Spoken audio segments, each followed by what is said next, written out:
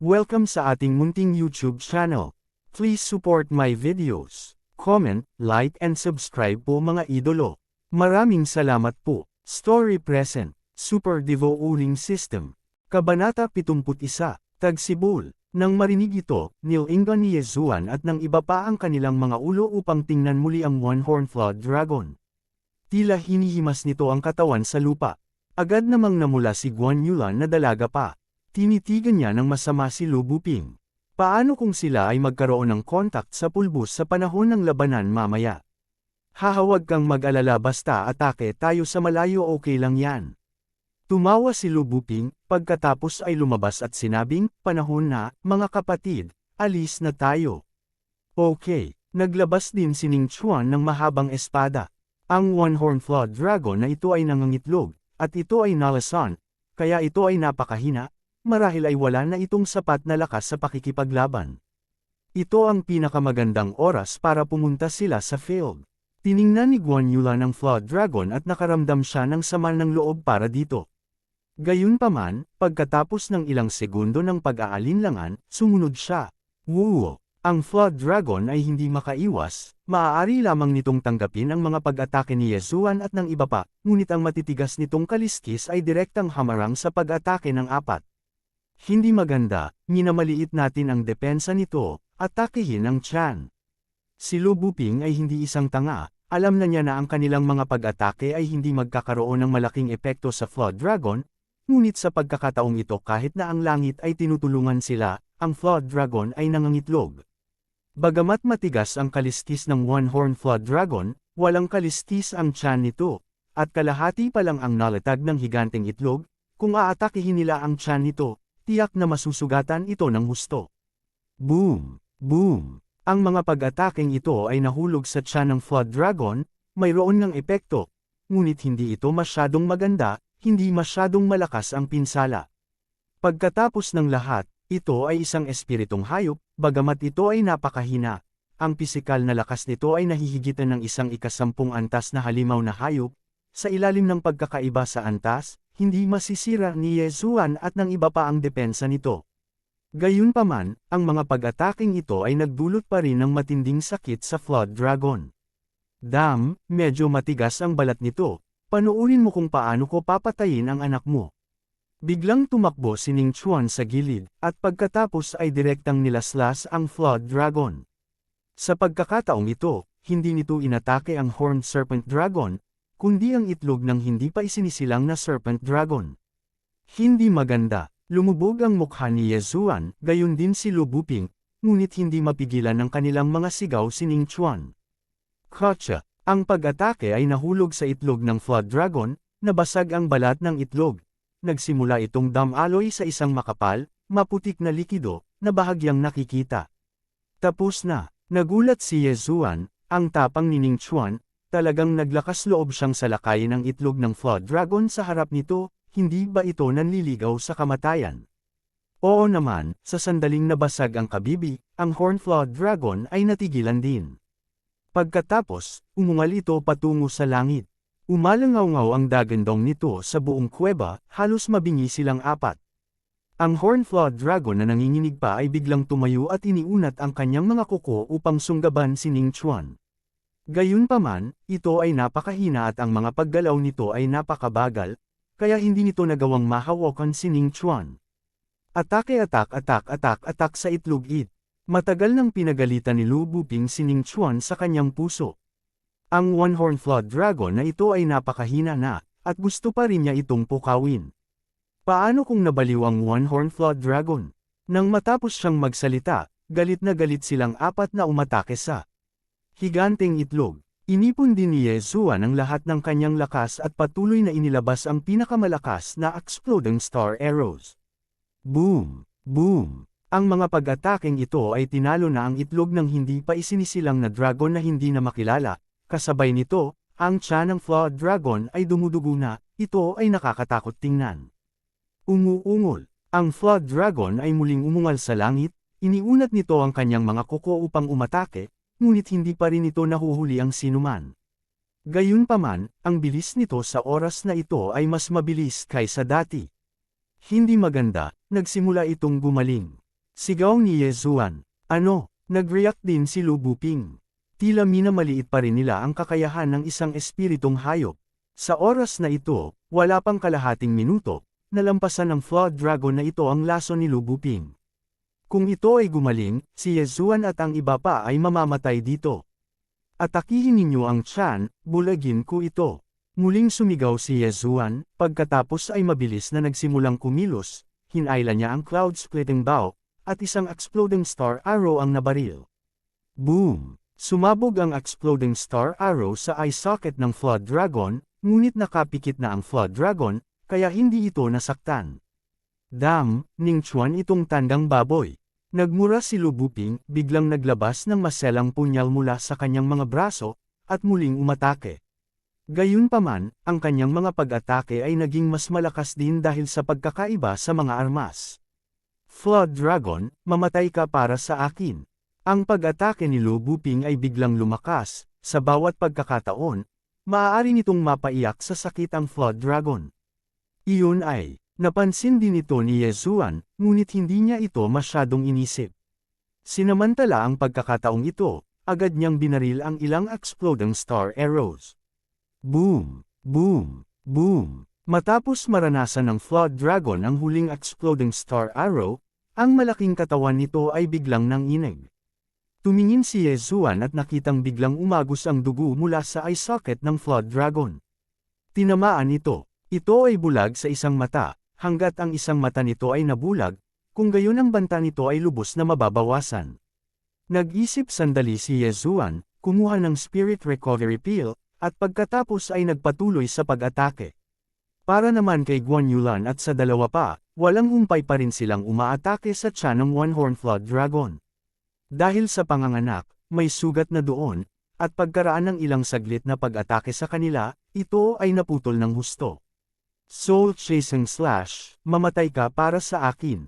Parang baliw ang buong katawan ni Lu Buping, nagsimula siyang umatake ng baliw, ang punyal na nasa kamay niya ay nadagdagan pa ng ilang beses.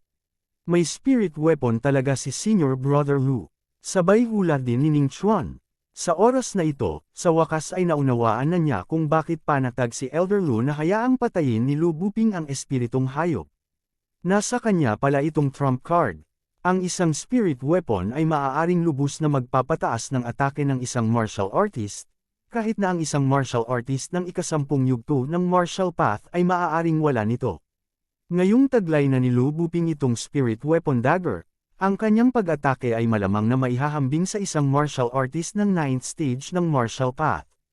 Mamatay para sa akin. Magulo rin ang ulo ni Lu Buping, tuwang-tuwang umaatake sa Flood Dragon, dahil, hanggat namatay itong Flood Dragon, halos sapat na ang kanyang bahagi para makabili ng spirit weapon.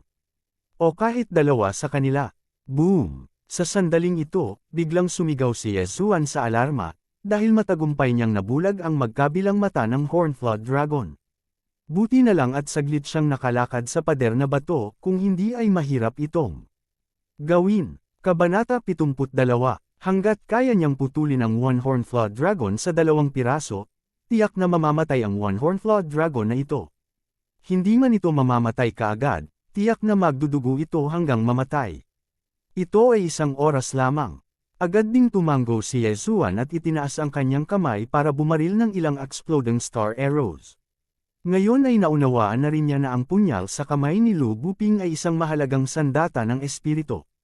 Kung mayroon siyang espiritong sandata na ito, natatakot siya na maputol niya ang Flood Dragon sa 2 bahagi sa loob ng ilang minuto. Sa kasamaang palad, tiyak na hindi magpapahiram si Lu Buping ng ganoon kamahal na bagay. Umuungol. Nagsimulang gumaling ang katawan ng One-Horn Flood Dragon. Ang epekto ng aphrodisiac ay malapit nang mawala, ngunit sa oras na ito, sa malaking bahagi ng mga pinsala at nabulag na mga mata, ang banta nito ay hindi malaki.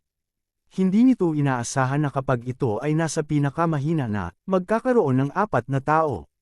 Ngunit sa oras na ito, wala itong nagawa. Bulag ito, hindi man lang nakahuli ng tao. Boom! Si Yezuan at ang 3 pang iba ay walang kabuluhang umatake. Patuloy na lumaki ang sugat sa tiyan ng One-Horn Flood Dragon. Matapos kunin ni Lu Buping ang spirit weapon, ang kanilang pinsala ay nakalkula sa tonelada. Haha, Spirit Beast Inner Core, Spirit Beast Inner Core, ha. Matapos ilabas ni Lu Buping ang spirit weapon, nagbago ang buong pagkatao niya. Paminsan-minsan, tumatawa siya ng malakas, na nagpaisip kay Ye Zuan na siya ay baliw. Gayunpaman, tiningnan ni Lu Buping ang sugat ng One-Horn Flood Dragon, at lumaki ang kasakiman sa kanyang mga mata. Napasulyap siya sa 3 taong nakapaligid sa kanya, at isang ideya ang biglang pumasok sa kanyang puso. Junior kuya, huwag mo akong sisihin sa pagiging walang awa.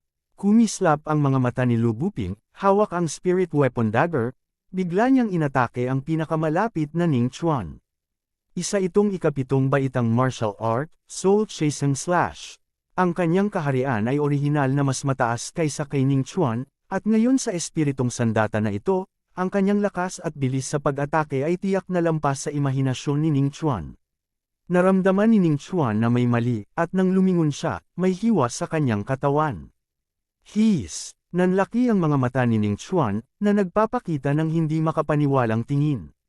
Magkasing edad lang silang dalawa, at naglalaro simula pagkabata. Hindi akalain ni Ning Chuan na aatakihin siya ni Lu Buping. Humiwalay ang katawan ni Ning Chuan at bumagsak sa lupa. Hindi makayanan ng kanyang katawan ang ganoong kalakas na slash. Ano? Nagulat din sina Guan Yulan at Ye Zuan. Sa oras na nag-react si Guan Yulan, itinaas na ni Lu Buping ang kanyang kamay at nagpakawala ng isa pang soul chasing slash. Junior sister, huwag mong sisihin si senior brother. Hanggat nasa akin ang needle na ito, pagkatapos ay maaaring direktang pumasok si senior brother sa ika-9 na yugto ng martial path, o maging sa ika-10 yugto, at maging Shattering Cloud Sect. Hindi, maging numero 1 henyo ng South Forest Region.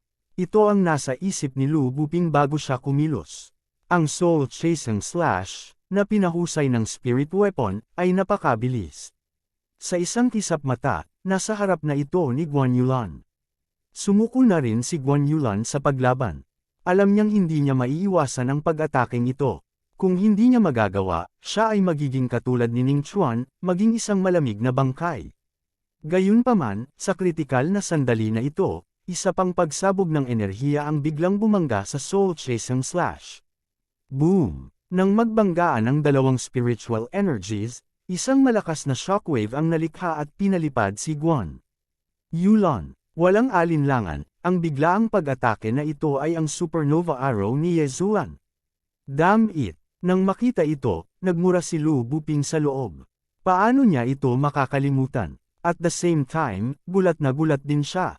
Dahil sa kanyang kamay ay isang spirit weapon, ang lakas ng pag-atake nito ay malamang na maihahambing sa isang ika-9 na yugto ng martial path cultivator.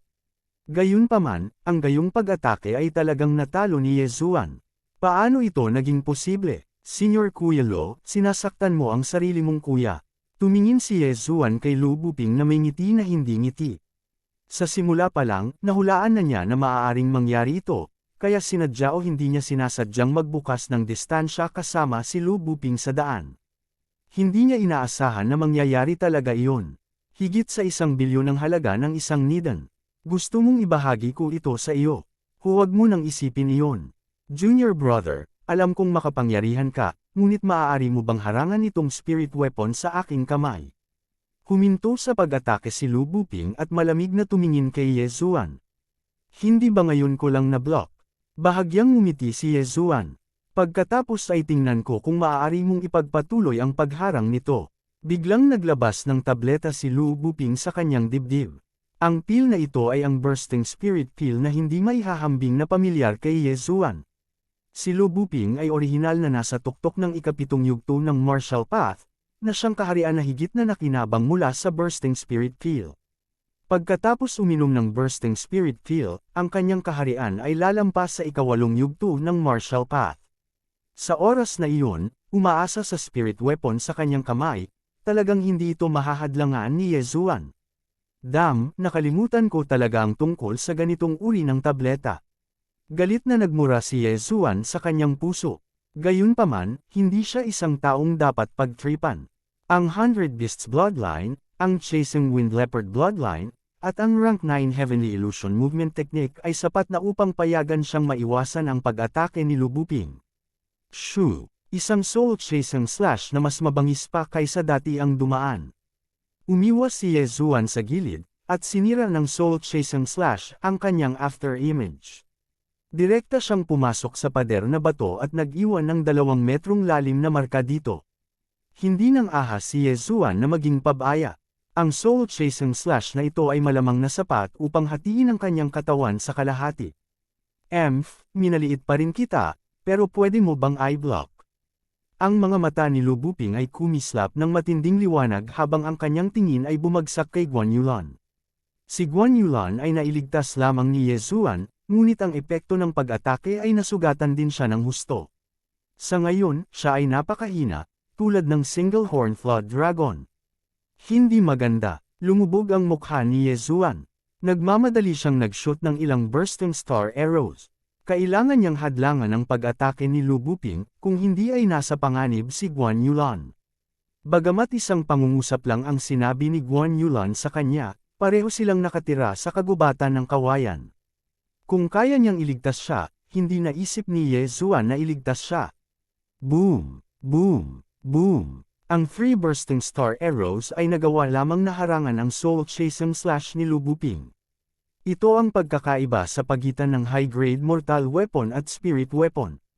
Tingnan natin kung ilang beses mo ito harangin. Tumaas ang galit ni Lu Buping. Dati, 2 beses siyang binugbog ni Yezuan. This time, gusto niyang maghayganti. Boom! Boom! Boom! Nagpatuloy ang tunog ng pagbangga ng espiritual na enerhiya, umalingaw sa buong kuweba. Parang kulog, parang guguho ang buong kuweba. Ang buhangin at mga bato ay patuloy na lumilipad sa yungib.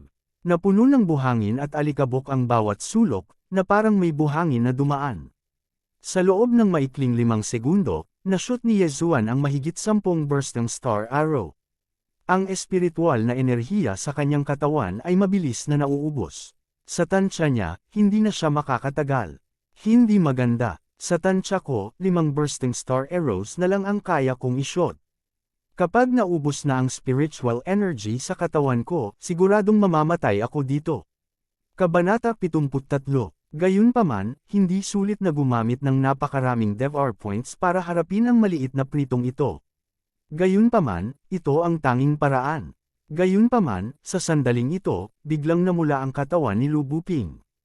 Mabilis na tumaas ang temperatura ng kanyang katawan, at lumitaw ang isang maliit na tolda sa kanyang ibabang bahagi ng katawan. Nagningning ang mga mata ni Yezuan nang agad siyang nag-react. Tumawa siya ng malakas sa kanyang puso at sinabing, tinutulungan talaga ako ng langit. Ang infairness ng kalsada ay naapektuhan din siguro ng unmovable lost na yun. I have the 100 flowers bloodline, kaya walang kwenta ang bagay na to sa akin. Nag-react din si Lu Buping. Gayunpaman, ang bagay na ito ay ginamit ng mga mataas na antas na mandirigma. Siya ay nasa ika-9 na antas lamang ng martial path.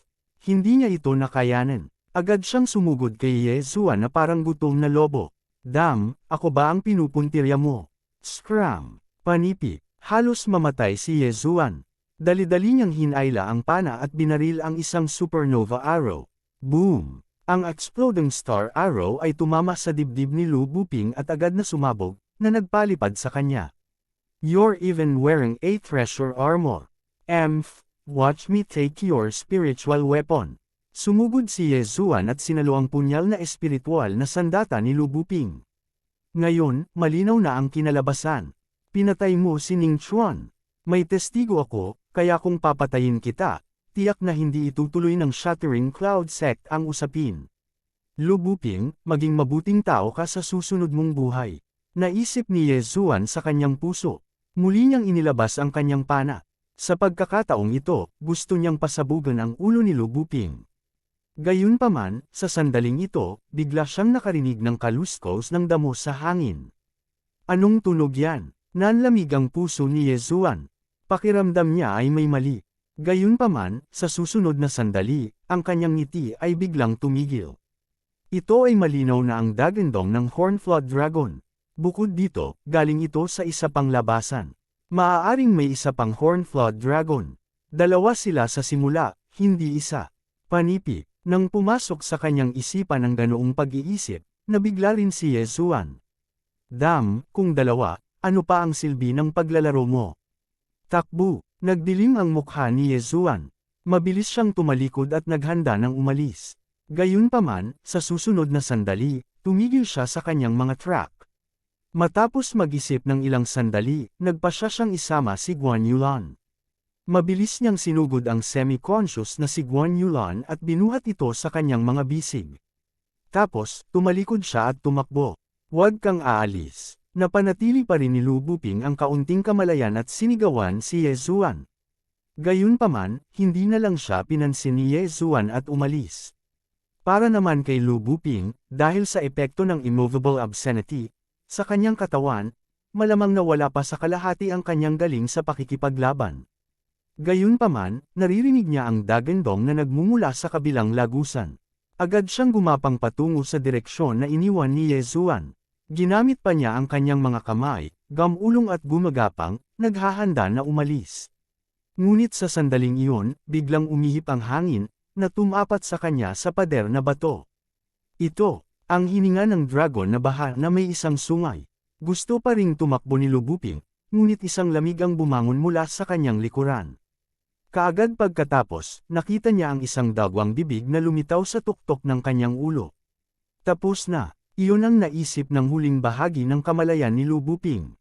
Si Yezuan, na mabilis na umalis, ay tumakbo rin pabalik sa orihinal na landas. Narinig na niya ang tunog ng pagbabalik ng ibang dragon. Kaagad, ginamit niya ang kaunting espiritual na enerhiya na natitira sa kanya para gamitin ang 9th grade martial art, Heaven's Illusion Body Technique. Bagamat may dinadala pa siyang pasanin, ang 100 Beast Bloodline ay hindi for show. Hindi gaanong nakaapekto sa kanya ang timbang ni Guan Yulan. Hay nako, parang nahuli. Matapos marinig ang boses sa likod niya, namutla ang mukha ni Yezuan. Ito ay dahil ang boses sa likuran niya ay mabilis na papalapit. Sa sandaling iyon, bigla niyang naalala na may hawak pa siyang espiritual na sandata sa kanyang kamay. Lamon, sa sandaling iyon, mabilis na nilamon ni Yezuan ang punyal. Ding, nilamon ng host ang mababang uri ng espiritual na sandata, Cold Light Dagger. Nakatanggap ang host ng 430 Devar points. Ding, nakalusot na ang host sa tuktok ng Martial Arts Level 8. Kahit na malamang na walang pag-asa para sa panloob na core, ang pagkuha ng isang espiritual na sandang ng sandata ay napakahusay na. Ano, ang isang espiritual na sandata na nagkakahalaga ng higit sa 400 milyong mga puntos ay hindi maaaring tumaas ng 2 antas. Panipi, nagulat si Yezuan. Gaano kahirap pataasin ang antas na ito? Mabilis niyang isinumpa ang 18 henerasyon ng mga ninuno ng sistema sa kanyang puso. Pagkatapos, maingat niyang pinakiramdaman ito. Siya ay orihinal na nasa kalagitnaan ng Martial Arts Level 8. Ngayon, nasa tuktok na siya ng Martial Arts Level 8. Bagamat tumaas siya ng isang antas, ito ay isang maliit na antas lamang. Hindi gaanong magbabago ang kanyang pangangatawan.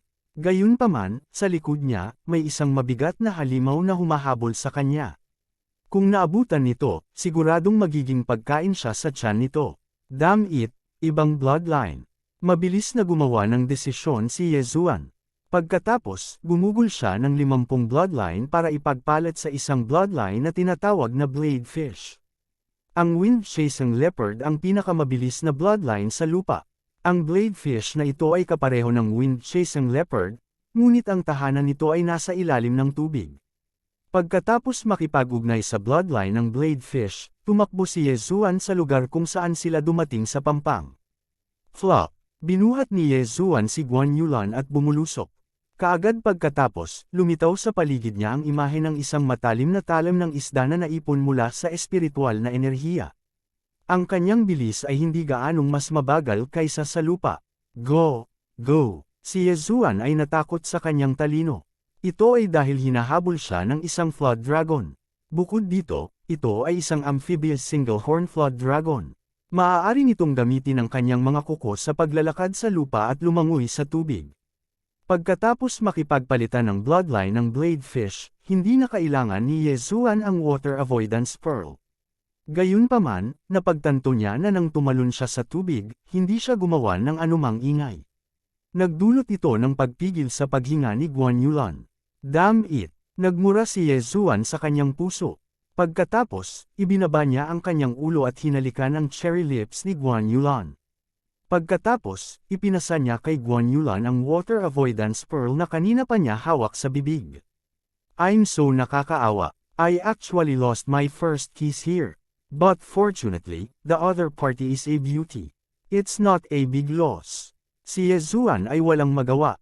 Gayunpaman, hindi niya ito masyadong pinag-isipan. Sa ngayon, mas mahalaga ang pagtakas. Gayunpaman, hindi pa tuluyang nahimite si Guan Yulan. May malay pa siya, medyo natakot siya sa mga aksyon ni Ye Zuan. Gayunpaman, sa maliit na butil na iyon sa kanyang bibig, pakiramdam niya ay talagang makahinga siya sa tubig. Napaka-magical. Sa sandaling ito, hindi alam ni Ye Zuan kung ano ang iniisip niya.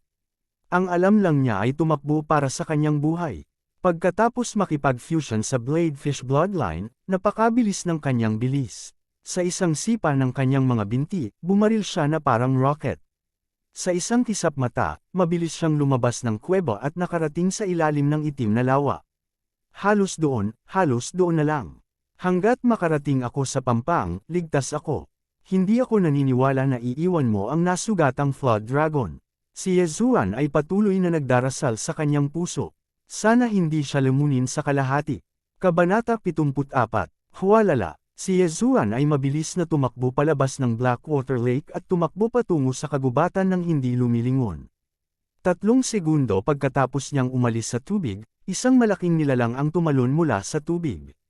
Single-horn Flood Dragon, nandito na. Narinig ni Ye Zuan ang tunog ng tubig sa kanyang likuran. Ang kanyang mga ugat ay naunat na sa limitasyon. Siya burst out sa pinakamataas na bilis at mabilis na sumugod sa kagubatan. Buti na lang at may kaunting katalinuhan itong Single-horn Flood Dragon at hindi siya hinabol. Matapos makitang pumasok si Ye Zuan sa kagubatan, sumisid ito pabalik sa tubig. Sa oras na ito, sa isang sulok ng kagubatan, nagtago si Ye Zuan sa likod ng isang puno at palihim na tumingin. Ang isang ito ay isang sukat na mas malaki kaysa sa nasugatan na Single-horn Flood Dragon. Siguradong makakalunok ito ng tangke sa isang lagok. Gulp!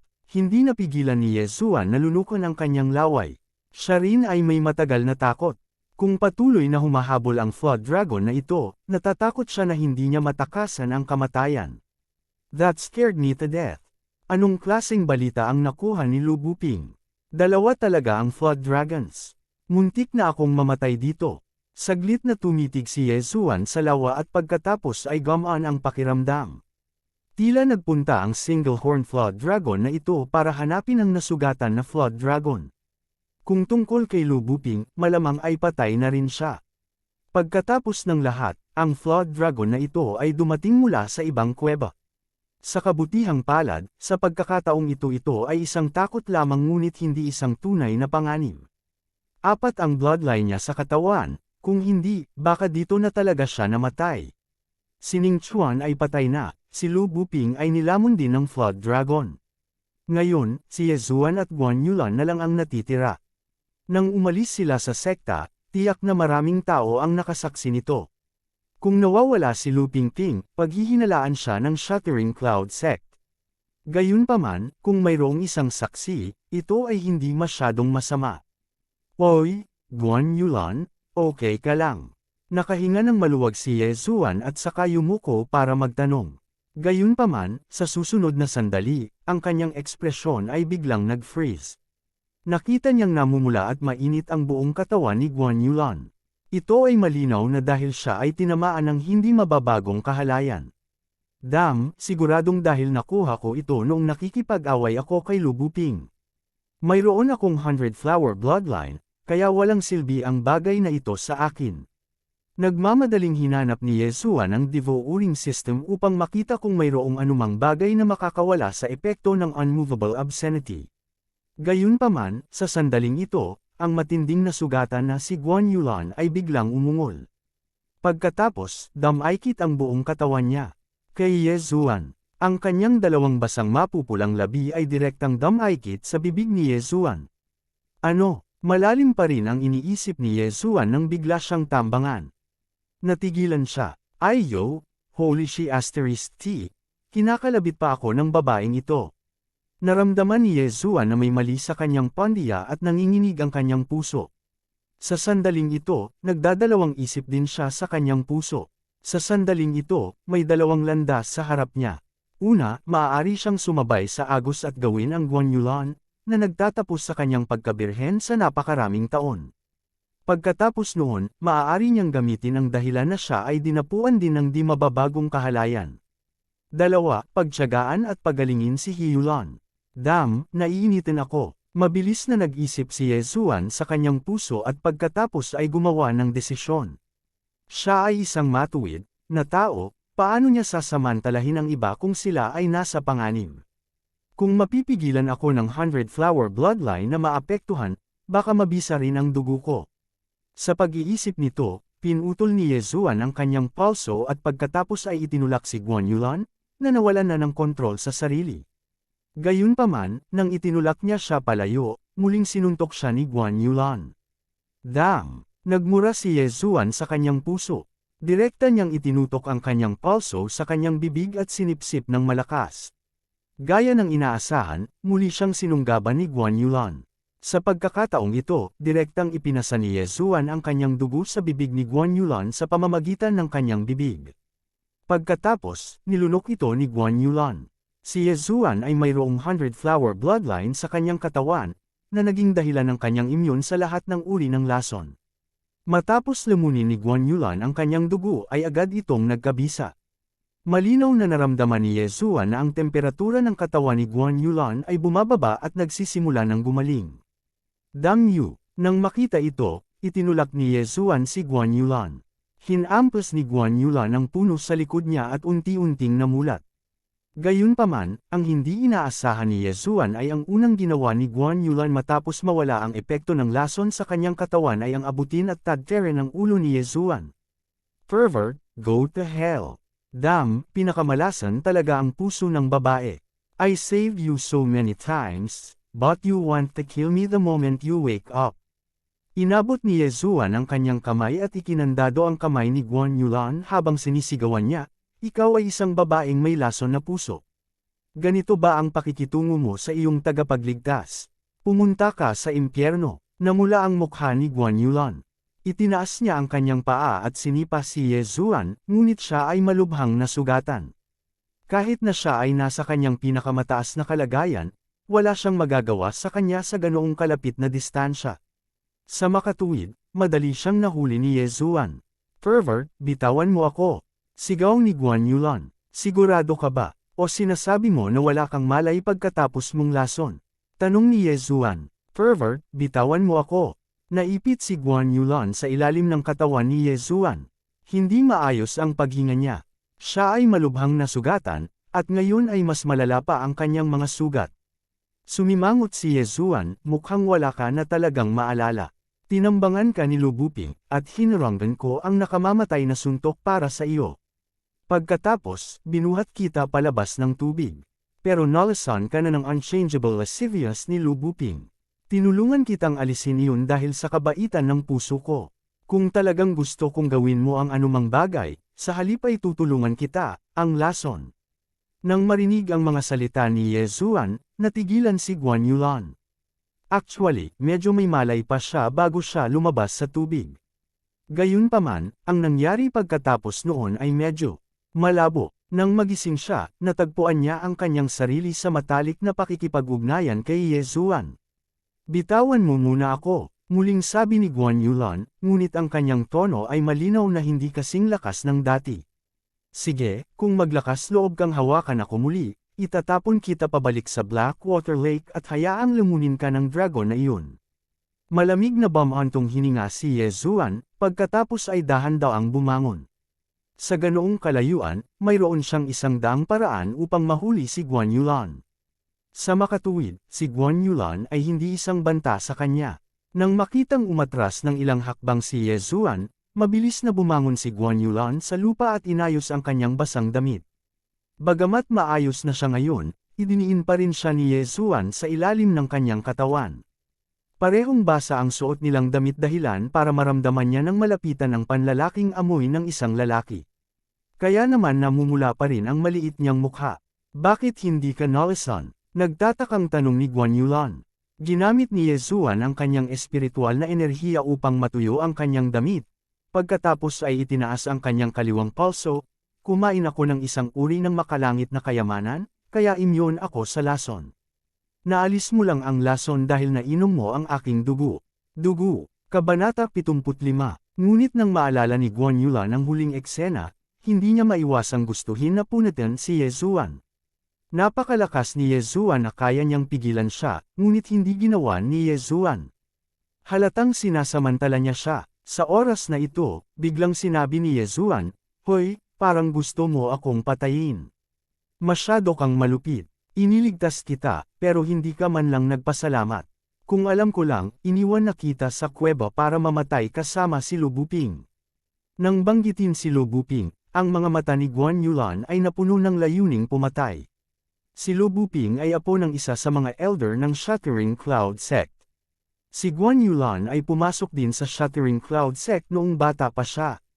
Hindi man naging maganda ang kanilang relasyon, lumaki pa rin silang magkasama. Hindi niya inaasahan na gugustuhin siyang patayin ni Lu Buping. Ngunit ito ay makatwiran din. Kahit na magkapatid sila, malamang na magkaaway sila dahil sa inner core ng demonic beast. Sumipsip din si Guan Yulan ng malamig na hangin. Nang magsasalita na sana siya, biglang tumaas ang dugo niya, at hindi niya napigil ang iluwa ang bibig ng dugo. Bagamat ang slash ni Lu Buping ay ikinalat ni Yezuan, ang puwersa sa likod nito ay malubhang nasugatan din siya. Buntong hininga, hindi ka maaaring mamatay. Kung mamatay ka, iisipin ng mga tao na ako, si Yezuan, ang pumatay sa iyo. Nag-aatubili si Yezuan ng isang bote ng 100 flower dew at ibinigay ito. Maingat na sinulyapan ni Guan Yulan si Yezuan. Sa oras na ito, bigla niyang naalala na baka naiwan niya ang mga gamit niya sa kuweba. Hindi man lang niya inilabas ang kanyang mga armas. Huwag kang mag-alala, ito ay hindi tulad ng untouchable. Kung hindi, sa iyong mga pinsala, natatakot akong hindi ka makakarating sa Shattering Cloud Sect at mamamatay sa kalagitnaan. Ibinigay ni Yezuan ang 100 flower dew. Malaki rin ang nagastos niya dahil ang bote ng 100 flower dew na ito ay nagkakahalaga ng isang DevR point. Napakahalaga nito. Gayunpaman, isa na siyang tycoon na may 500 DevR point sa kanyang katawan. Wala siyang pakialam sa isang DevR point lang. Hindi naman tumanggi si Guan Yulan. Bagamat medyo kinasusuklaman niya si Yezuan, naisip pa rin niya na maganda ang ugali nito. Matapos buksan ang bote ng 100 flower dew, isang mabangong aroma ang agad na bumalot sa kanyang mga butas ng ilong. Ibinuko niya ang kanyang cherry lips at ininom ang buong bote ng 100 flower dew sa isang lagok.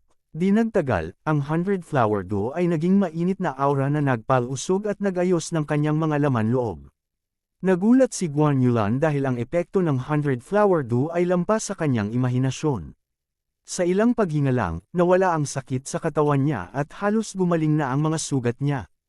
Kung inumin mo ito, dapat ay ganap kang gumaling sa kalahating araw, sabi ni Yezuan. Ano ito? Hindi maiwasang magtanong ni Guan Yulan. Sumagot si Yezuan, 100 flowers dew. Ito ay isang bagay na hindi mabibili ng pera. Dati, nag-browse siya sa buong Medicine Refinery Hall, at ang mga nakapagpapagaling na gamot sa loob ay hindi hihigit sa 100,000 tael ng pilak. Bukod dito, ang mga epekto ay mas mababa kaysa sa 100 flowers dew. Saan mo nakuha? Tanong ulit ni Guan Yulan. Bagamat siya ay nalasan noon, pagkatapos magising, nalaman niyang wala sa kanya si Yezuan. Gayunpaman, bigla niyang nailabas ang napakamahal na bote ng gamot sa pagpapagaling. Paano niya ito nagawa? Nakakainis ka. Pag nagtanong ka ulit, iluwa mo at ibalik mo sa akin. Inilibot ni Yezuan ang kanyang mga mata at nag-react. Hindi kumibo si Guan Yulan at tahimik lang na tumayo. Ngayon ay may utang ka sa akin ng ilang buhay. Noong nasa kuweba, iniligtas kita minsan, at muli kitang tinulungan na alisin ang lason sa iyong mga sugat. Tandaan mong ibalik ang mga ito sa akin sa hinaharap. Casual na sabi ni Yezuan. Ang adopted daughter ng Shattering Cloud Sect Master ay may pambihirang katayuan. Kung babalik ang Sect Master ng Shattering Cloud Sect sa hinaharap, maaari niya itong bigyan ng malaking gantimpala. Ito ay napakahusay. Hindi pinabulaanan ni Guan Yulan. Sa katunayan, medyo laban din siya kay Ye Zuan. Una, binigyan siya ni Ye Zuan ng masamang unang impresyon. Pangalawa, sinamantala lang siya ni Ye Zuan. Anong gagawin natin ngayon? Direktang bumalik sa Shattering Cloud Sect. Biglang tanong ni Ye Zuan. Gusto mo pa bang bumaba? Natigilan si Guan Yulan. Of course not. May mas malakas pang dragon dyan sa baba. Do you think I'm going to court death? Inikot ni Ye Zuan ang kanyang mga mata at sinabing, ngayong patay na sina Lu Buping at Ning Chuan, okay pa rin si Ning Chuan. Ngunit si Lu Buping ay apo ni Elder Lu. Kung alam niyang patay na si Lu Buping, tiyak na magagalit siya. Kapag dumating ang oras na iyon, kung ganoon ano ang gusto mong gawin? Tanong ni Guan Yulan. Agad na sumagot si Ye Zuan, syempre itatago natin ito sa lahat. Pagkatapos nating bumalik, sasabihin natin na winasak natin ang kuta ng Blackwater at humiwalay tayo ng landas kasama sina Lu Buping at Ning Chuan. Maingat na pinag-isipan ito ni Guan Yulan at nalaman niyang magagawa ang pamamaraang ito. Pagkatapos ng lahat, siya ay iniimbitahan lamang ni Lu Buping. Bukod dito, si Lu Buping at Ning Chuan ay tiyak na lalamunan ng dragon. Kahit na ang kanilang mga bangkay ay hindi matagpuan. Nagkasundo sina Ye Zuan at Guan Yulan. Nagmamadali silang umalis sa Blackwater Mountain at naghanap ng matutuluyan. Kinabukasan, ganap na gumaling ang mga sugat ni Guan Yulan. Ang hindi kapanipaniwala ay nakinabang pa siya sa kalamidad na ito. Sa pinsalang ito, nalagpasan niya ang mga tanikala at nakapasok sa ikawalong yugto ng Martial Path. Bago sila bumalik sa Shattering Cloud Sect, pinutol din nila ang ulo ng pinuno ng kuta ng Blackwater, ang ulo ni Cao Hu. Ang ulo ni Cao Hu ay isang bagay sa misyon. Pagbalik nila, kailangan nilang ibigay ito sa Shattering Cloud Sect para tapusin ang misyon. Makalipas ang ilang araw, bumalik din sila sa Shattering Cloud Sect. Gayunpaman, ang ikinagulat ng mga disipulo ay magkasamang lumabas sina Ye Zuan at Guan Yulan. Bakit si Ye Zuan at Guan Yulan lang ang nagkabalikan? May kakaiba. Talagang, may kakaiba. Gayunpaman, walang pakialam si Ye Zuan sa nagtatakang mga tingin ng karamihan. Direkta siyang pumunta sa training hall kasama si Guan Yulan para tapusin ang misyon ng Blackwater Stronghold. Hoy, hindi ba kayong apat ang magkasama nitong misyon? Bakit kayong dalawa lang? Takang tanong ng deacon ng training hall. Pumunta si Senior Apprentice Brother Lo at Senior Apprentice Brother Ning sa 18 mountain ranges ng Lianian para mag-training. Hindi kami pumunta. Kaya bumalik muna kami. Casual na sagot ni Ye Zuan. Hindi niya sasabihin na sina Lu Buping at Ning Chuan ay namatay sa Blackwater Mountain. Ay, sige, pero itong misyon sa ikapitong baitang ito ay tinanggap mo, kaya ang pabuya ng misyon ay ibibigay muna sa iyo. Tumango ang deacon ng training hall.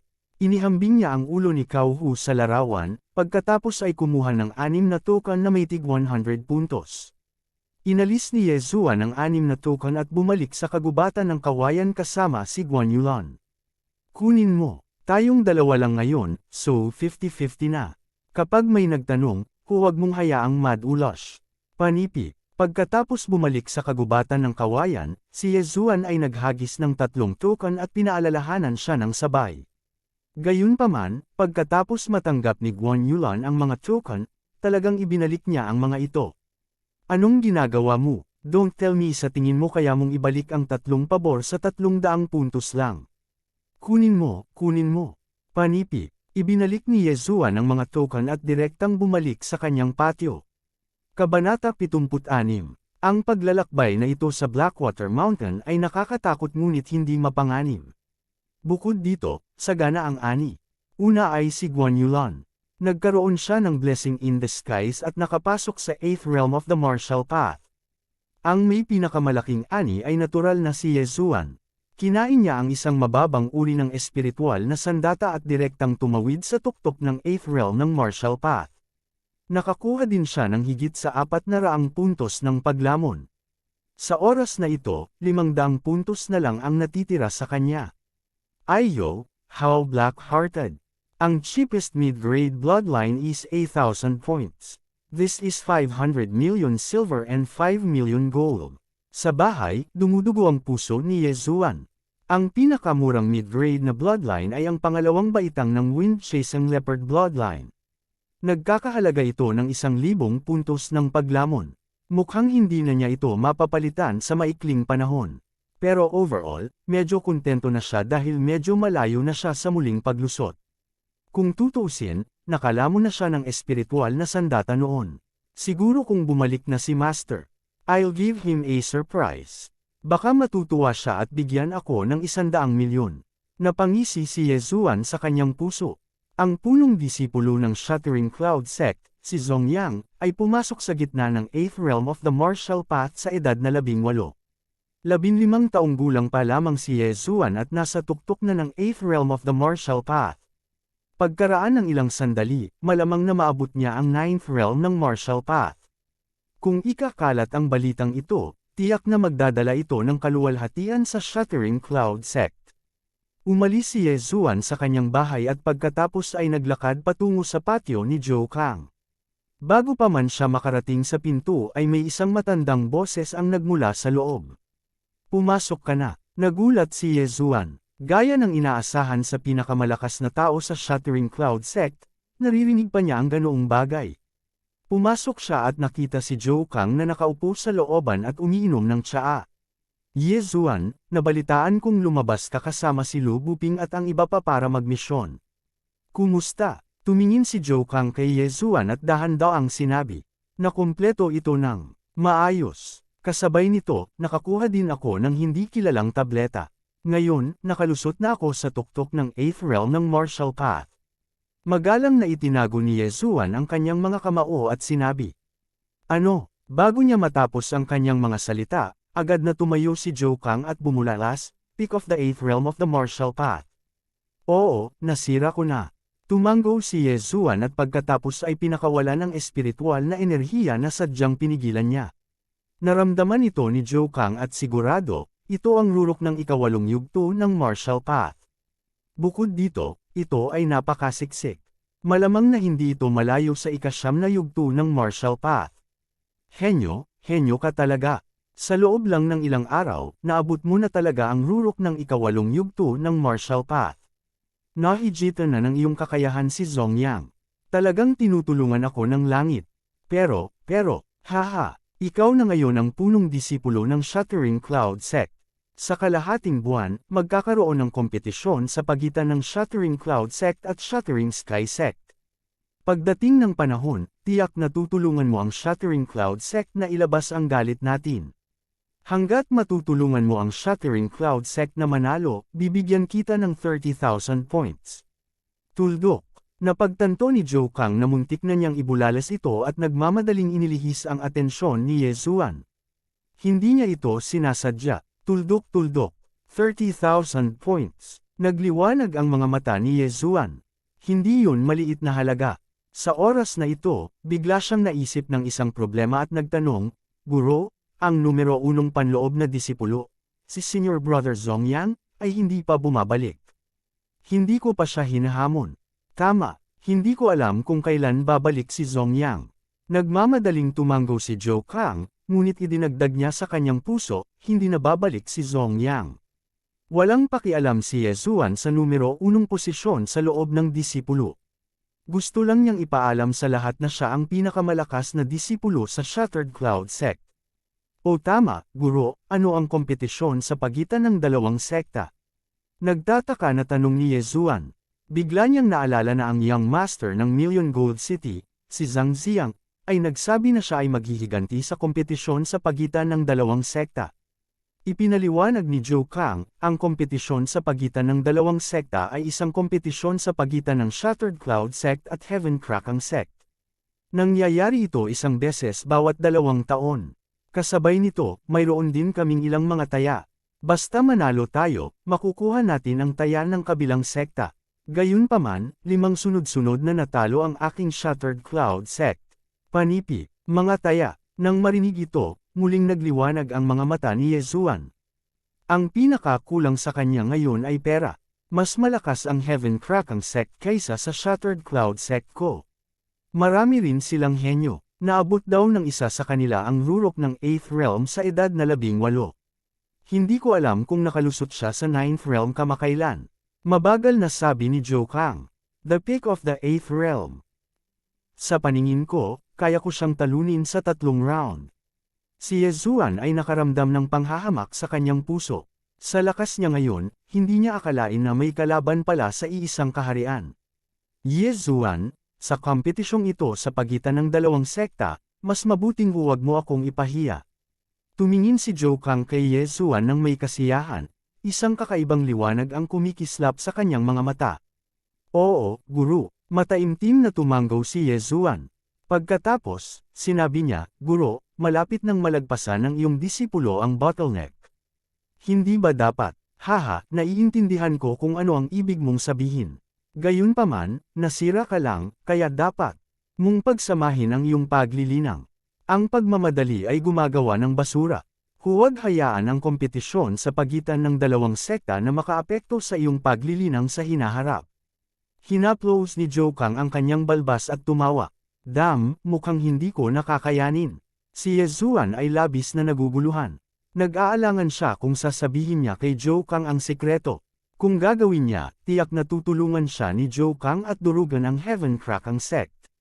Gayunpaman, naisip ito ni Yezuan at nagpa siya nakalimutan ng tungkol dito. 2 beses pa lang niya nakilala si Zhou Kang, kahit na ang huli ay ang kanyang amo. Guro, aalis muna ang iyong alagad. Hinuyam ni Yezuan ang kanyang kamao at lumabas.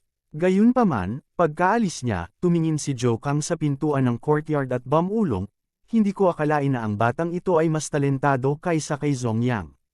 Sok. Zongyang, huwag mo akong sisihin sa pagiging walang awa mo. Kung gusto mong sisihin ang isang tao, sisihin mo si Yezuan. Ang kanyang hitsura ang nagpawalang halaga sa iyo. Panipi. Pagkatapos niyang magsalita ay bigla siyang tumawa. Logically speaking, si Zhou Kang ang amo ni Yezuan. Kung sinabi ni Yezuan sa kanya ang sikreto, hindi ito dapat maging malaking bagay. Gayunpaman, nadama ni Yezuan na mas mabuting kalimutan ito. Sa tuwing tatayo siya sa harap ni Zhou Kang, nararamdaman niya ang tibok ng kanyang puso. Marahil ay dahil masyadong malakas si Zhou Kang. Pagkatapos umalis sa bahay ni Zhou Kang, naghanda si Yezuan na umalis sa kagubatan ng kawayan at maglakad-lakad. Gayunpaman, sa sandaling ito, isang figure ang biglang lumakad patungo sa kanya ng mabagal. Matanda ba? Medyo nagulat si Yezuan at lumapit sa kanya. Magsasalita pa sana siya, sinabi ng elder, ikaw si Yezuan. Bagay talaga itong batang ito. Pwede ko bang itanong kung ano ang problema, kuya? Hinuyam ni Yezuan ang kanyang kamao ng may paggalang. Kabanata 77. Bagamat binugbog ang kanyang apo, ayaw ni Lu Qi na panindigan si Lu Buping. Pagkatapos ng lahat, ang mga salungatan sa pagitan ng mga kabataan ay dapat na malutas sa pamamagitan ng kanilang sarili. Nang marinig ang pangalang ito, nanginig ang puso ni Yezuan. Ang dahilan kung bakit siya nanginig ay hindi dahil kakaiba ang pangalan ng matandang ito, kundi dahil ang apelyido ng matandang ito ay Lu. Ang lolo ni Lu Buping ay hinanap tayo ng napakabilis. Nagmura si Yezuan sa kanyang puso, pagkatapos ay magalang na ikinumpas ang kanyang mga kamao at sinabing, pagkatapos na lipulin ni na Senior Brother Lu at Senior Brother Ning ang Blackwater Stronghold, humiwalay sila sa atin. Sa tingin ko ay nagpunta sila sa 18 mountain ranges ng Lianian. 18 bulubundukin ng Lianian. Nagulat si Lu Qi at iniisip ba ng brat na ito na makakalaban niya ang mga spirit beast gamit ang spirit weapon? Damn it! Nahulaan niya na inakala ni Lu Buping na siya ay sapat na malakas pagkatapos makakuha ng isang espiritong sandata, kaya hindi niya isinama si Guan Yulan at dinala si Ning Chuan, na may mabuting relasyon, upang patayin ang mga espiritong hayop kasama niya. Kuya Lu, may iba pa ba? Kalmadong tanong ni Yezuan, ngunit ang kanyang puso ay sumasabog na. Anong biro? Kung si Elder Lu, na nasa ika-10 yugto ng martial path, ay may nalaman, siya ay nasa malaking problema. Naku, wala na. Nasa loob ba si Guan Yulan? Tanong ulit ni Lu Qi. Nasa loob si Senior Sister Guan. Kuya Lu, pakiusap. Tumanggo si Yezuan, ngunit lumubog ang kanyang puso. Tila kailangang tanungin ni Lu Qi si Guan Yulan. Kung tutuusin, alam na ni Guan Yulan ang tungkol sa mga espiritong hayop noon pa man. No need. Go do your own thing. Ikanaway ni Elder Lu ang kanyang kamay at pumasok na. Mag-isa. Tumingin si Yezuan sa kanyang likuran at medyo nag-aalala. Umaasa lang siya na walang isisiwalat si Guan Yulan.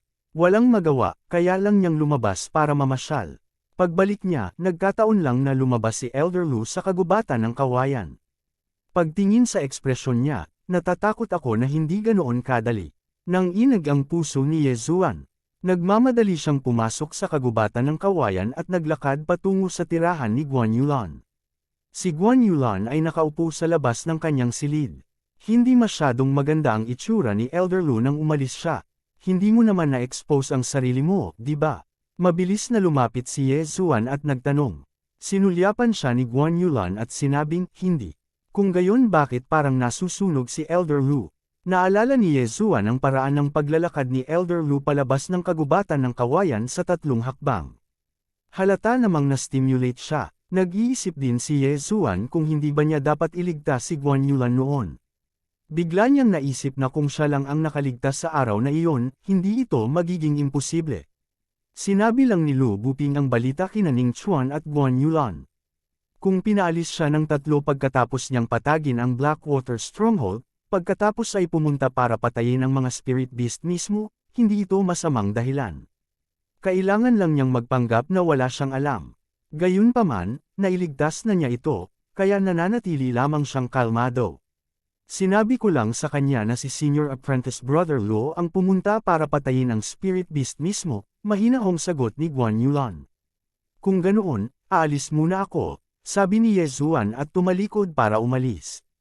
Bagamat hindi masama ang hitsura ni Guan Yulan, napakalamig niya na malamang na wala silang masyadong pag-uusapan.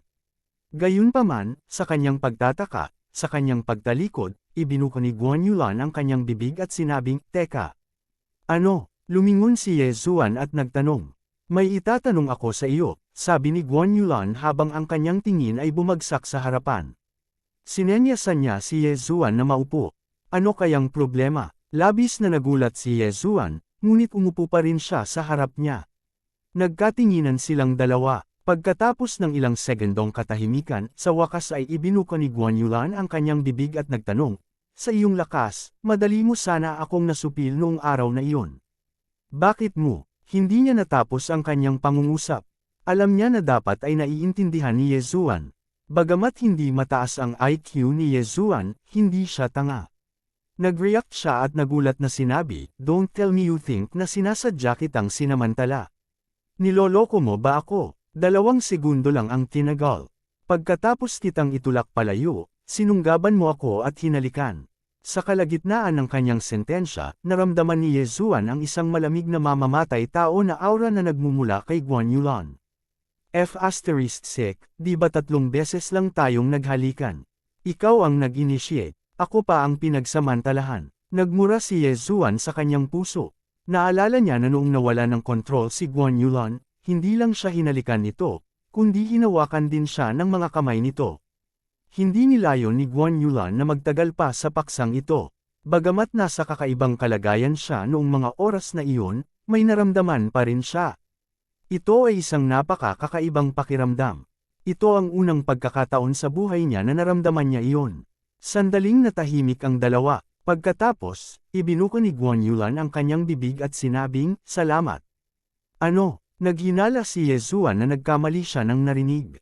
Itong malamig na yelong si Guan Yulan ang talagang nagsabi ng salitang salamat. Panaginip ba ito? Oy, huwag mong isipin na sapat na ang isang pasasalamat. 4 na beses na kitang tinulungan sa kabuuan. Wala pa rin akong binibilang. Kung gusto mong ibalik ang pabor, bigyan mo ako ng 1,000,000. Sinabi ni Yezuan at idinagdag, "Siyempre, ginto ito. Panipi. Ang 1,000,000 gintong tail ay katumbas ng 100,000,000 pilak na tail." Sapat na ito para makapasok si Yezuan sa ika-9 na yugto ng martial path. Hindi inaasahan ni Guan Yulan na magiging napaka-bulver ni Yezuan. Hindi rin niya inaasahan na ibubuka ni Yezuan ang kanyang bibig na parang leon at humingi ng 1,000,000 gintong tail. "Sigurado ka bang gusto mo?" Biglang tanong ni Guan Yulan. Ang tanong na ito ay nagpagulo rin kay Yezuan. Posible kayang talagang kumuha ng 1,000,000 gold tail si Guan Yulan. "I'm at the critical moment of breaking through. If you give me 10,000 points, then we'll be even." How about it? Biglang nagpakita si Yezuan ng isang tusong ekspresyon. Breakthrough. Nagulat si Guan Yulan. Si Yezuan ay nasa ikawalong yugto ng martial path sa edad na 15. Kung muli siyang sumibak, hindi ba siya ang kapareho ni Zhong Yang? Sa oras na ito, naisip pa rin niya na si Yezuan ay nasa unang bahagi ng ikawalong yugto ng martial path. Not bad. This deal is reasonable, right? Tumango si Yezuan. Mabuti. Prangka rin si Guan Yulan. Diretso siyang pumasok sa bahay at kumuha ng mga token. May kabuuang 10 token at bawat isa ay nagkakahalaga ng 1,000 puntos. Damn, meron talaga. How much is this girl's net worth? Si Yezuan ay hindi natakot hanggang mamatay. Hindi maraming tao ang maaaring kumuha ng 10,000 puntos mula sa Shattering Cloud Sect. Gayunpaman, bigla niyang naalala na si Guan Yulan ay ampon ng Sect Master ng Shattering Cloud Sect. Sino ang Sect Master ng Shattering Cloud Sect? Isang eksperto sa True Spirit Realm. Ang buong Shattering Cloud Sect ay kanya. Tiyak na nag-iwan siya ng maraming cultivation resources para kay Guan Yulan. Damn, I was too kind. Sobrang baba na naman ng presyo. Si Yezuan ay labis na nagsisi. Siya ang disipulo ng Vice Sect Master at tumatanggap ng 2,000 puntos bawat buwan. Si Guan Yulan ay lumaki sa Shattering Cloud Sect. Ang kanyang net worth ay malamang na higit sa sinuman. Nakakatakot. Kung pumunta siya sa Alchemy Hall para kunin ang mga gamit, siguradong gagawin niyang bangkarota ang Alchemy Hall. Kabanata 78. Ngunit sa kabuuan, nasa wakas ni Yezuan ang mga mapagkukunang kailangan niya para mag-level up. Hanggat siya ay nakapasok sa ika-9 na yugto ng martial path, ang kanyang lakas ay tataas ng malaki. Dapat malaman ng isa na ang ika-9 na yugto ng martial path ay sapat na para maging guru ng Shattering Cloud Sect. Kahit na ang City Lord of the Thousand Gold City ay nasa ika-9 na yugto pa lamang ng martial path. Parehas tayo, sabi ni Guan Yulan. We're even, we're even. Tuwang-tuwa si Yezuan kaya nakalimutan niyang pigilan ang kanyang espiritual na enerhiya. Naramdaman ni Guan Yulan ang malakas na pagbabago-bago ng espiritual na enerhiya at sa sobrang takot ay napaatras siya ng 3 hakbang. Nagtatakang tumingin siya kay Yezuan na para bang nakakita siya ng multo.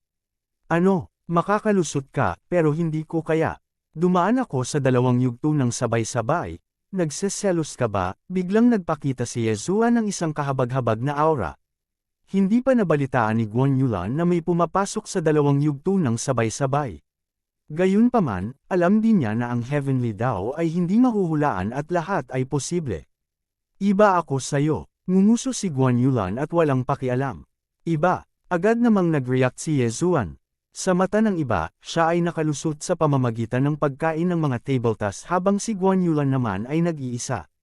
Kung hindi, naabot na niya ang gitna ng ika-8 yugto ng martial path, o ang rurok ng ika-8 yugto ng martial path, o maging ang ika-9 na yugto ng martial path. Dahil dito ay nagtaka si Yezuan kung gaano kalaki ang yaman ni Guan Yulan. Sapat na ba para makalusot siya sa ika-10 yugto ng martial path? Ngunit sa huli, ang mga bagay na ito ay kay Guan Yulan at walang kinalaman sa kanya. Biglang nagkaroon ng plano si Yezuan sa kanyang puso. Dapat ba siyang maghanap ng oras para lihim na nakawin ang lahat ng gamit ni Guan Yulan? Pagkaraang lumakas ang kanyang lakas, ibabalik niya ang pera pagkatapos na kumita. Sa karamihan, magdaragdag siya ng kaunting interes. Hehehehe, hindi napigilan ni Yezuan na matawa. Anong tinatawa-tawa mo? Labis na naguluhan si Guan Yulan. Bakit tumawa si Yezuan nang walang dahilan pagkatapos marinig ang kanyang mga sinabi? Wala, Senior Guan. Falem. Nanigas ang mukha ni Yezuan. Pagkasabi niya nun tumalikod na siya at umalis. Ngayong nakuha na niya ang mga puntong ito, kailangan niyang mabilis na ipagpalit ang mga ito sa kayamanan ng langit at lupa. Gayunpaman, pagkaalis ni Yezuan, tinitigan ni Guan Yulan ang kanyang likuran at muling nag-isip ng malalim. Kahit nawala na si Yezuan sa kagubatan ng kawayan, nakatitig pa rin siya sa kanya. Sok, sok, sok. Ang 10,000 puntos mula sa Shattering Cloud Sect ay maaaring ipagpalit sa 50 tangkay ng 1,000 taong gulang na blood ginseng na nagkakahalaga ng 2 milyon. Sa ganitong paraan, makakalusot ako sa ika-9 na antas ng martial path. Ang isang 15 taong gulang na mentor-level genius ay tiyak na matatakot sa Shattering Cloud Sect hanggang sa mamatay.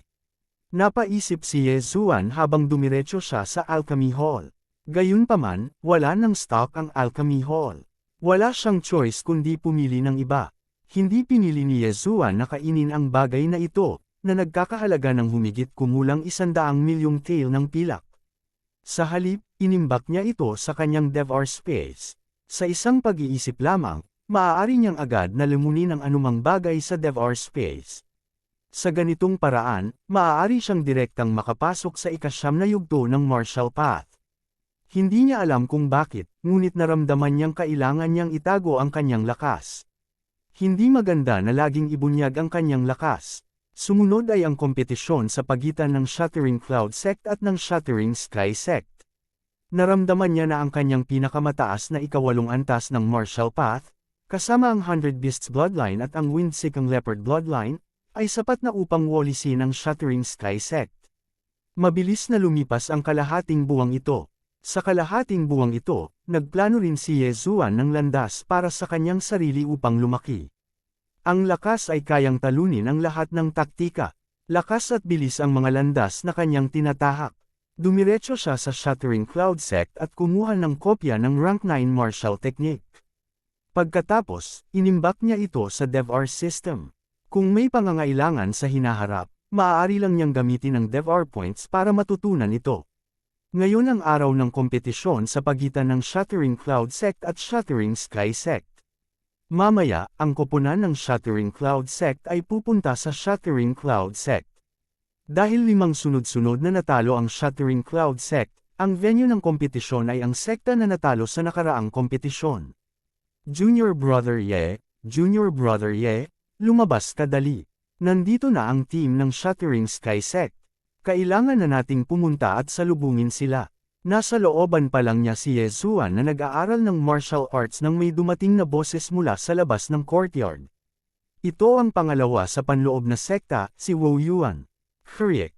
Binuksan ni Ye Zuan ang pintuan ng courtyard at sinabing, Senior Brother Wu, ito lang. Ang team ng Shattering Sky Sect. Hindi tulad ng Emperor ang darating. Ano ang big deal? Hindi, sa tuwing darating ang Shattering Sky Sect, lahat ng Inner Sect disciples ay dapat naroroon. Ito ang panuntunan. Junior Brother, sumama ka sa akin dali. Kinaladkad ni Wu Yuan si Ye Zuan palabas ng kagubatan ng kawayan at nagpunta hanggang sa tarangkahan ng bundok ng Shattering Cloud Sect. Sa oras na ito, hindi mabilang na mga disipulo, diakono, tagapagturo at matatanda ang nagtipon sa harap ng tarangkahan ng bundok. Maging ang Vice Sect Leader na si Zhou Kang ay dumating na. Nandito si Ye Zuan. Nabalitaan kong siya na ang mga ngasiwa sa kompetisyon sa pagitan ng dalawang sekta sa pagkakataong ito. Sok, elixir lang ang kinakain ng brat na ito. Anong qualifications ang kailangan niya para mapangasiwaan ang kompetisyon? Nagtataka ako kung bakit hindi pa bumabalik si Senior Brother Zhong Yang. Baka may naantala siya. Tama. Kung babalik si Senior Brother Zhong Yang, tiyak na nasa tuktok na siya ng 8th stage ng Martial Path. Who knows, baka mapangunahan niya ang Shattering Cloud Sect natin sa tagumpay. Ang pangalan ni Ye Zuan ay malawak na kumalat sa Shattering Cloud Sect. Ang mga disipulo ng panloob na sekta ay medyo mas mahusay, ngunit ang mga alagad ng panlabas na sekta ay hindi alam kung paano pahalagahan ang mga pabor. Inisip nilang lahat na masyadong exaggerated ang mga ginawa ni Ye Zuan. Paano matatalo ng isang taong kumain ng elixir para maabot ang 8th stage ng Martial Path si Wu Yuan at ang dalawa pa? Halatang chismis iyon. Pagkarating ni Ye Zuan, lumakad siya sa tabi ni Zhou Kang at magalang na binati siya. Sa oras na ito, ang ilang matatanda ng Shattering Cloud Sect ay nagtipon na sa paligid ni Zhou Kang. Naroon din ang mga alagad ng matatandang ito at ni Guan Yulan. Pagkatapos bumalik sa Shattering Cloud Sect noong huling pagkakataon, nanatili si Ye Zuan sa kanyang patio buong araw. Sa makatuwid, ito ang unang pagkakataon na nagkita sila ni Guan Yulan sa loob ng kalahating buwan. Si Ye Zuan ay masunerang tumayo sa tabi ni Zhou Kang. Pagkatapos, sinadya niyang lumingon sa paligid at nalaman niyang wala ang lolo ni Lu Buping, si Elder Lu Qi. Ang Lucci na ito ay nagpunta upang hanapin si Lu Buping at hindi pa bumabalik. Baka nakatagpo siya ng kamalasan. Naisip ni Ye Zuan sa kanyang puso. Mayroong dalawang spirit beast sa ilalim ng Blackwater Lake, at si Lucci ay isa lamang 10th-stage martial path cultivator. Kung maglakas loob siyang bumaba, tiyak na lalamunin siya ng dalawang Hornflood Dragon. Kung iyon ang kaso, gamaan ang loob ni Ye Zuan. Bumaba ang tingin ni Ye Zuan kay Guan Yulan na nasa malapit. Gayunpaman, nagkataon, si Guan Yulan ay nakatingin din sa kanya. Sabay na nagtama ang kanilang mga tingin. Pareho silang natigilan. Pagkatapos, mabilis na binawi ni Guan Yulan ang kanyang tingin. Gayunpaman, mabilis na lumitaw ang pamumula sa kanyang maliit na mukha. Damn, what's going on? Bakit siya namumula? Hindi naintindihan ni Ye Zuan. Nagkatinginan lang sila, pero namula talaga si Guan Yulan. Hindi kaya nine-love si Guan Yulan sa kanya pagkatapos ng nakaraang insidente. Kabanata 79. Napansin ito ni Wu Yuan, na nasa tabi ni Ye Zuan. Mabilis niyang kinurot si Ye Zuan at sinabing, bagay ka talaga. Kalahating buwan ka pa lang dito at nakipag-ugnay ka na kay Junior Sister Guan. Madudurog mo ang puso ng maraming tao. Anong ibig mong sabihin hook up? Mahinang tanong ni Ye Zuan. 5 beses ka nang tiningnan ni Junior Sister Guan simula noong dumating ka. How dare you say na hindi ka pa nakikisama sa kanya? Sabi ni Wu Yuan. Ang kanyang mga salita ay nabigla kay Ye Zuan. Holy she asterisk T, maganda ang iyong paningin. Ngunit pagkatapos ay muli, 5 beses ay, sobra, hindi kaya nahulog na talaga ang babaeng ito sa kanya. Masyadong konserbatibo ang pag-iisip ng babaeng ito. 3 halik lang, hindi naman daw siya mabubuntis. Naisip ni Ye Zuan. Naisip lang niya na ang abnormal na pag-uugali ni Guan Yulan ay dahil nagmumuni-muni pa ito sa nakaraang aksidente. Sa oras na ito, biglang dumating ang isang tagay mula sa paanan ng bundok. Tumingin si Ye Zuan sa pinanggalingan ng tunog at nakita ang isang grupo ng mga tao na naglalakad sa hagdan ng bundok. Nandito na ang Skycrackang sect. Junior Brother Ye, hindi na bumalik si Senior Brother Zong Yang sa pagkakataong ito. Ang aming Skycrackang sect ay umaasa sa iyo. Nabalitaan ko na sa mga nakaraang session, ang aming Skycrackang sect ay ganap na nasupil ng Skycrackang sect. Walang sinumang alagad ang makakatalo sa kanila. Biglang bumulong si Wu Yuan kay Ye Zuan. Hindi nanalo ng isang laban. Nagulat si Ye Zuan matapos itong marinig. Ito ay masyadong peke. Hindi lang 5 sunod-sunod na talo, pero hindi man lang sila nanalo kahit isang laban. Ito ay masyadong hindi makatwiran. Kung gayon paano ang dalawang sekta ay nakikipagkompetensya? Tanong muli ni Ye Zuan. I don't know. It's different every time. It's decided by the sect leaders and elders on the spot. Umiling si Wu Yuan. Napakabilis ng grupo ng Skycrackang sect. Hindi nagtagal, nakarating sila sa gate ng bundok ng Skycrackang sect. Tumingin ng mabuti si Ye Zuan. May kabuuang 5 elder mula sa Skycrackang sect at mahigit 10 disipulo. Ang leader daw ay ang vice-sect leader ng Skycrackang sect. Naku, nandito rin si Zhang Ziang. Mukhang nandito siya para mag-higanti. Nakakita si Ye Zuan ng pamilyar na figure sa grupo ng Skycrackang sect. Ito ay ang young master ng City of Gold, si Zhang Ziang. Napansin din ni Zhang Ziang si Ye Zuan at nagsiwalat ng masamang kislap sa kanyang mga mata. Suck, I was able to beat the crap out of you last time. This time, I will do the same. Malamig na ngumuso si Ye Zuan sa kanyang puso. Pagkatapos, ibinaling niya ang kanyang atensyon sa iba pang mga disipulo ng Skycrackang sect. Dahil napakalayo niya, hindi niya maramdaman ang lakas ng mga taong ito. Gayunpaman, mayroong isang tao na nagbigay sa kanya ng masamang pakiramdam. Isang binata na laging may ngiti sa labi. Ito ba ang trump card ng Sky Shattering sect? Natatakot ako na naabot na niya ang ika-9 na ranggo ng martial path. Hulaan ni Ye Zuan sa kanyang puso. Kahit na hindi niya naramdaman ang pagbabago-bago ng espiritual na enerhiya ng kabilang partido, ang kanyang intuition ay medyo tumpak. Sa sandaling ito, biglang lumingon ang nakangiting binata at nakipagtitigan kay Ye Zuan. Sobrang lamig. Ang lamig ng likod ko matapos makipagtitigan sa kanya. Isang tingin at masasabi kong isa siyang taong nagtatago ng kutsilyo sa likod ng kanyang ngiti. Nang inig si Ye Zuan mula ulo hanggang paa at hindi tumingin sa binata. Pakiramdam niya ay medyo kakaiba ang kabataang ito. May hindi maipaliwanag na kasamaan sa kanya. Nagpalitan ng kasiyahan ang dalawang panig. Pagkatapos, inutusan ni Zhou Kang ang ilang mga disipulo sa loob ng sekta na aliwin ang kabilang partido at ipakita sa kanila. Gayunpaman, hindi niya pinansin si Ye Zuan. Si Ye Zuan ang trump card ng Skycrackang sect. Hindi niya kayang ilantad ang kanyang sarili ng ganito. Higit pa rito, napakahusay ni Ye Zuan sa pagkontrol sa kanyang espiritual na enerhiya. Hanggat hindi niya inilalantad ang kanyang sarili, kahit isang martial artist na nasa ikasampung ranggo ng martial path ay hindi matutuklasan ang kanyang tunay na kaharian. Sa karamihan, masasabi nila na siya ay nasa ikawalong ranggo ng martial path. Ang mga tao ng Skycrackang sect ay inimbitahan sa piging. Para kay Ye Zuan, bumalik siya sa kagubatan ng kawayan ng mag-isa. Sa hapon, bago magsimula ang kompetisyon sa pagitan ng dalawang sekta, may dumating upang ipaalam kay Ye Zuan.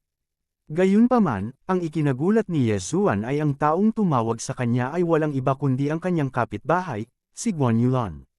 Nang buksan ni Ye Zuan ang pinto sa kanyang patio, nagulat siya. Nagtatakang tanong niya, bakit ka nandito? Si Guan Yulan ay nakatayo sa labas ng pinto, mukhang hindi komportable. Sinulyapan niya si Ye Zuan at sinabing, kailangan mong mag-ingat kay Fan Yu sa kompetisyon sa pagitan ng dalawang sekta mamaya. Ang taong ito ay mabagsik at walang awa. Sa huling kompetisyon, sinira niya ang meridian ng isang nakatatandang kapatid. Ano? Natigilan si Ye Zuan. Fan Yu. Ito ang unang pagkakataon na narinig niya ang pangalang ito. Gayunpaman, sa kanyang isip, pinagsama niya ang pangalang ito sa nakangiting kabataan na nagtago ng kutsilyo sa likod ng kanyang ngiti. Ang Fan Yu na ito ay dapat ang trump card ng Skycrackang sect, at siya ang trump card ng Skycrackang sect. Kaya naman, tiyak na magkikita ang dalawang panig. Nako, salamat sa paalala, Senior Sister Guan. Naikuyong ni Ye Zuan ang kanyang mga kamao. Gayunpaman, sa susunod na sandali, ang mga salita ni Guan Yulan ay halos makagat ng kanyang dila. Just call me by my name, sabi ni Guan Yulan na namumula ang mukha. Then, she added, magsisimula na ang kompetisyon sa pagitan ng dalawang sekta. Fair na. Sa pagkakataong ito, makumpirma ni Ye Zuan na interesado si Guan Yulan sa kanya. Siya ay nasa Skycrackang sect sa loob ng isang buwan, ngunit wala pa siyang narinig na sinuman na ng ahas na tawagin siya sa kanyang pangalan. Bago bumalik sa Skycrackang sect, nakalusot si Guan Yulan sa ikawalong antas ng martial path. Pagkatapos, natalo niya ang ikatlong ranggo na panloob na disipulo. Ngayon, wala nang maraming nang ahas na tawagin siyang junior sister. Tanging ang vice-sect leader na si Zhou Kang at ang iba pang nakatatandang henerasyon ang tatawag sa kanya ng Yulan. Wow! Blessing ang pagiging gwapo. Kahit saan ako magpunta, may mga magkakagusto sa akin.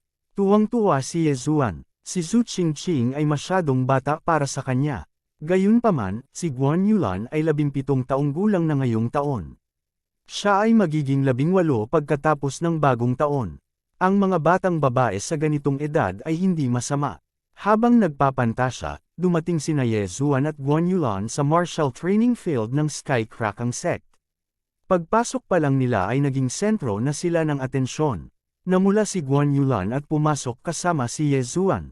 Kung hindi dahil sa utos ni Zhou Kang, malamang na hindi tatawagan ni Guan Yulan si Ye Zuan. Gayunpaman, ito ay nakakahiya. Pagkatapos ng araw na ito, ang buong Skycrackang sect ay tatalakayin kung si Ye Zuan ay nanalo kay Guan Yulan dahil siya ay nasa isang paboribleng posisyon. Dumating si Ye Zuan sa martial training field at naglakad papunta sa gilid ni Zhou Kang. Mahina niyang sinabi, Guru. Sa tabi ni Zhou Kang ay nakaupo ang isang matandang lalaki.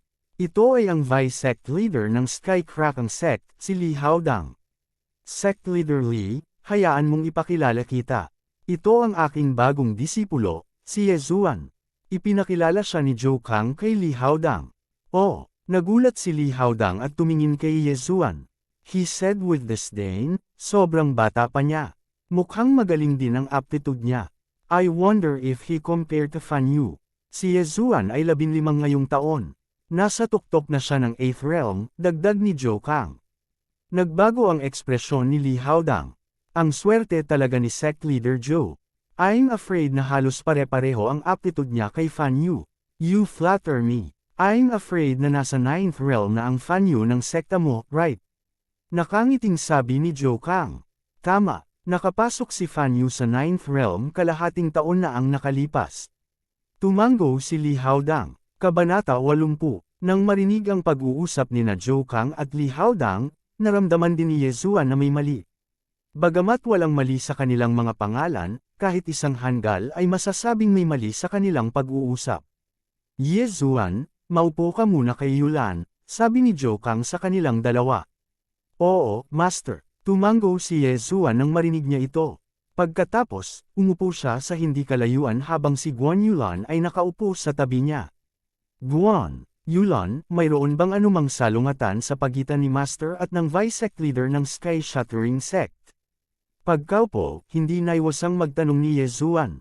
Isang buwan pa lang siya sa Shattering Cloud Sect, kaya wala siyang masyadong alam. Gayunpaman, si Guan Yulan ay lumaki sa Shattering Cloud Sect, kaya tiyak na alam niya. Siya ang disipulo ng Vice Sect Leader. Ang kanyang mga meridian ay sinira ni Fan Yu. Sabi ni Guan Yulan na namumula ang mukha, parang batang babae.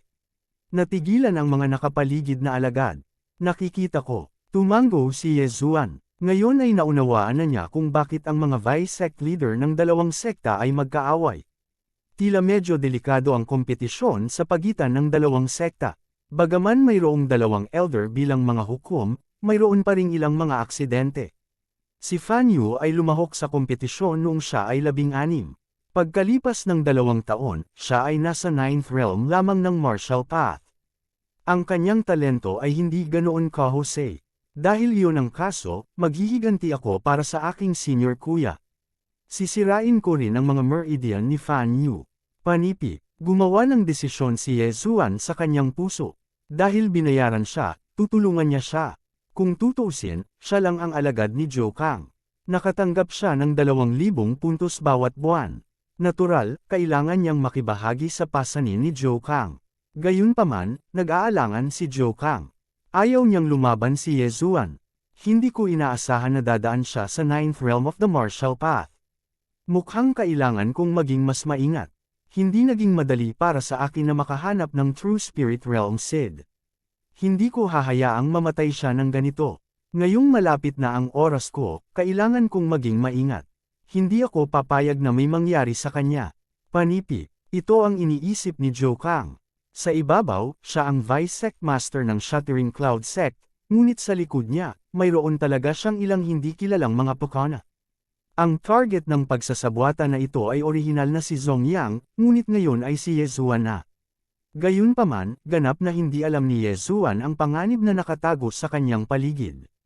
Bago dumating si Yezuan, napag-usapan na ng dalawang Vice Sect Masters ng Shattering Cloud Sect at ng Shattering Sky Sect ang nilalaman ng kompetisyong ito. Pagkatapos nito, tumayo si Li Haodang at nagsimulang ipaliwanag ang nilalaman ng kompetisyon. Mayroong 5 tugma sa kabuuan, ngunit hindi ito isang best-of-3 system. Para sa 5 laban na ito, kailangan nilang gumuhit ng palabunutan upang mapagpasyahan ang pagkakasunod-sunod ng una hanggang sa 5. Pagkatapos, ang numero 1 sa 2 panig ay magsisimulang maglaban. Gayunpaman, maaaring piliin ang nanalong panig na magpatuloy sa pakikipaglaban. Ang panig na natalo ng 5 laban ay ituturing na talo. Sa madaling salita, basta't malakas ang number 1, makakalaban niya ang 5 magkakasunod na laban.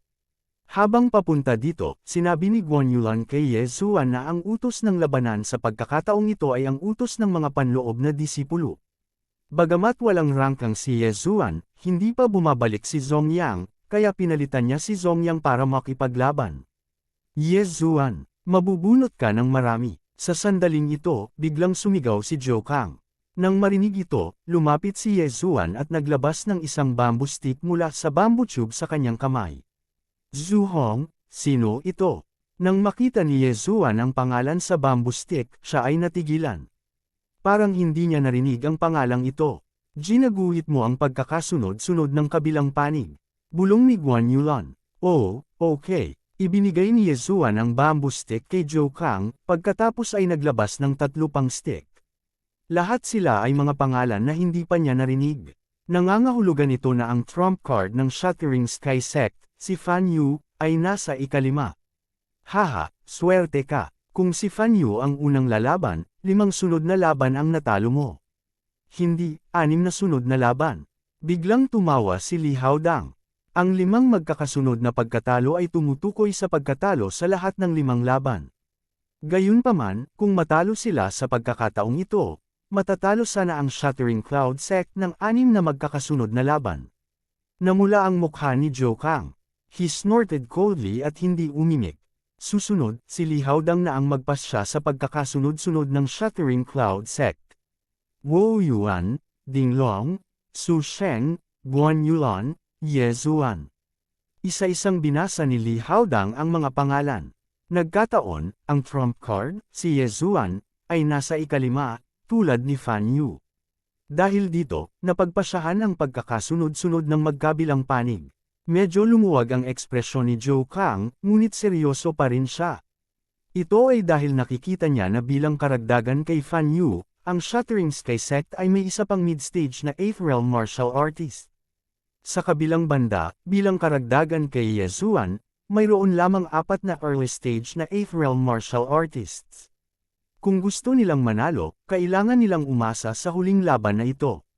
Susunod, nagpadala si Zhou Kang ng isang tao upang ipahayag ang mga patakaran at kaayusan ng labanan. Pagkatapos ay maingat niyang pinaalalahanan si Ye Zuan at ang iba pang 4. Ye Zuan, parang lalabanan mo si Fan Yu. Gayunpaman, kailangan mong maging maingat. Napakahusay ni Fan Yu. Karaniwan ang tagumpay at pagkatalo, paalala ni Zhou Kang kay Ye Zuan. Master, naiintindihan ko. Tumango si Ye Zuan. Alam din niya na si Fan Yu ay nasa 9th Realm of the Martial Path. Higit pa rito, minsan niyang nasira ang meridian ng isa sa mga disipulo ni Zhou Kang. Siya ay lubhang mabisyo. Gayunpaman, hindi siya isang taong dapat pagtripan. Bagamat hindi niya may kukumpara si Fan Yu sa edad at lupain, ang kanyang pangangatawan ay tiyak na mas mataas kaysa kay Fan Yu. Naniniwala siya na malaki ang tsansa niyang manalo sa laban na ito. Halos 1,000 mga alagad ng Shattering Cloud Sect ang nagtipon sa larangan ng martial arts. May mga panlabas na disipulo, panloob na mga disipulo, at maging mga tagapayo at matatanda. Ito ang unang pagkakataon ni Ye Zuan na lumaban sa harap ng napakaraming tao. Kung gusto niyang itatag ang kanyang sarili bilang pinakamatandang senior brother ng panloob na sekta sa puso ng mga taong ito, kailangan niyang manalo sa labanang ito. Kailangan kong manalo sa pagkakataong ito. Sa ganitong paraan, makakakuha ako ng 30,000 puntos at magagamit ko ito para makapasok sa mid-stage na 9th Realm ng Martial Path. Palihim na naisip ni Ye Zuan sa kanyang sarili. Ang Shattering Cloud Sect ay talagang isang springboard para sa kanya. Ang kanyang yugto sa hinaharap ay hindi limitado dito. Sa makatuwid, mananatili lamang siya sa Shattering Cloud Sect ng ilang sandali. Pagdating ng oras, aalis na siya. Magsisimula na ngayon ang kompetisyon sa pagitan ng dalawang sekta. Habang malalim ang iniisip niya, may biglang umakbay sa ring at sumigaw. Nanliit ang mga mata ni Ye Zuan. Laking gulat niya, nang malaman na ang referee ng kompetisyon ay ang kanilang Mountain Guardian Elder. Sinasabi na ang Mountain Guardian Elder na ito ay nasa tuktok ng 10th Realm of the Martial Path. Siya ay isang dalubhasang pangalawa lamang sa master sa sekta. Napaisip si Ye Zuan sa kanyang sarili. Pagkatapos, sinundan niya sina Wu Yuan at Guan Yulan sa gilid ng ring. Para naman sa Shattering Sky Sect, tumayo sila sa kabilang panig ng ring. Ang taya para sa kompetisyon sa pagitan ng dalawang sekta ay 10 milyong tael ng ginto. Ang matatalo ng 5 round ay siyang talo. Patuloy na sumigaw ang Mountain Guardian Elder. Ang larangan ng martial arts, na orihinal na tahimik, ay biglang napuno ng mga tandang. Ang 10 milyong tael ng ginto ay katumbas ng 1 bilyong tael ng pilak. Ang taya para sa kompetisyon sa pagitan ng dalawang sekta ay talagang napakalaki.